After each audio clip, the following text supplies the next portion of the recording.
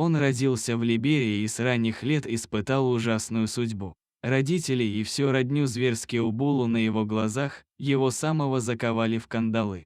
Симпатичного малыша, в отличие от прочих, ждала участь живого товара, торговцы уже узнали об интересе со стороны богатых клиентов. А то, что Руби детеныш шимпанзе, не умаляет ужаса происходящего. Они очень социальные животные, и страдания сиротки в такой ситуации трудно переоценить. К счастью для Руби, браконьеры поссорились с коррумпированными чиновниками, и те сдали их лесным рейнджерам. Живой товар превратился в обитателей приюта, но для Руби мало что изменилось, он был совсем маленьким, очень слабым и беспомощным.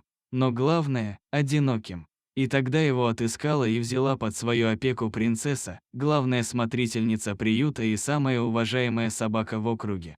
Принцесса не просто присматривает за новичками, она очень хорошо разбирается в психологии живых существ и дает каждому то, что ему нужно. Одним ободрение, другим помощь в адаптации на новом месте, третьим наказание за хулиганство и всем сразу безмерную любовь.